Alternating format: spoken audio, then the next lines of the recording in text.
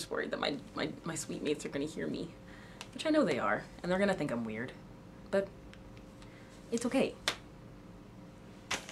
because I am. Hey! Long time no see! I actually just saw you guys. I had anticipated not seeing you guys for a very long time because I thought I was gonna be busy with all, you know, school and all the various things that I'd be involved in. Like, you guys don't even understand how excited I was to be going to school. Get this, I ended a friendship because I thought I was gonna be too busy for it. Hey, it's Diamond! How are ya? Yeah, that's good. So it turns out that I'm actually gonna have enough room in my life for our friendship, so I was just wondering if you wanted to be friends. Hello? Hello? College is a really exciting time, you know, with all the learning and the experiences and the occasional mental breakdowns and the constant social anxiety and the everlasting weight of knowing that no matter how hard you study, you're still probably gonna make it out of that psych class with a C-. And just hang on one second, just 1 second for me. Hey, Mom? Hey, how are ya? Good, how's Dad? Good, good. And Jade, how is she? Awesome. Okay, listen, I need you to come get me. This was a mistake.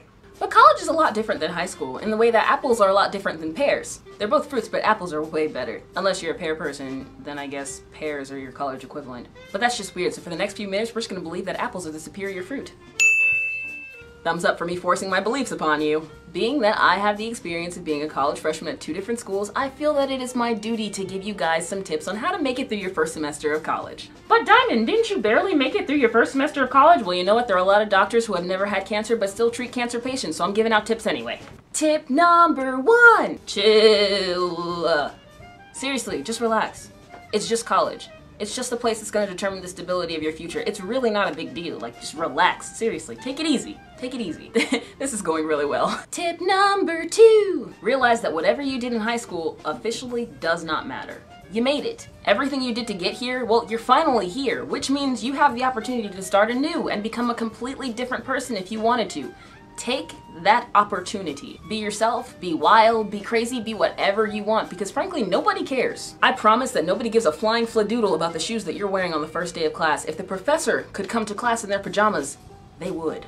Tip number 3. You know how in high school your teacher would tell you about a test that was going to be at the end of the week and you would completely forget about that test until the night before when you would receive a text from your buddy that says, hey, you studied for that test, and you spend about all of 30 minutes studying for that test, decide that's the best you can do, go into that class the next day, and by the grace of the almighty higher power, you would make it out of that class with a B?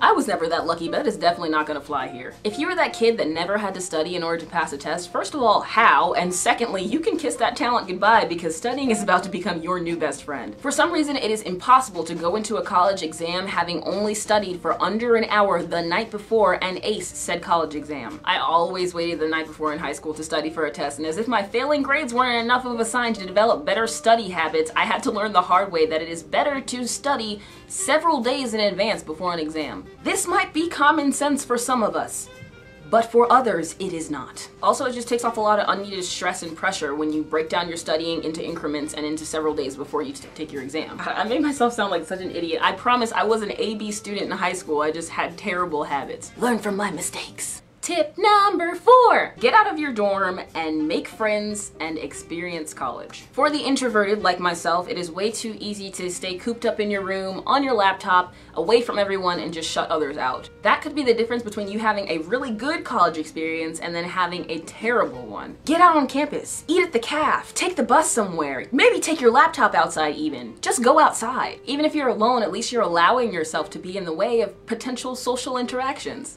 My 5th and final tip for you bright-eyed, bushy-tailed younglings is shower shoes. If you live in a dorm with a communal bathroom, I highly recommend shower shoes. But I mean, if herpes on your feet is your thing, that's none of my business. Those are my tips on how to survive your first semester of college. If you guys have better tips, which I'm sure you do, or personal experiences that you'd love to share, please, by all means, share them with me, because I love to hear them. Thanks for watching. Tune in next time. Bye!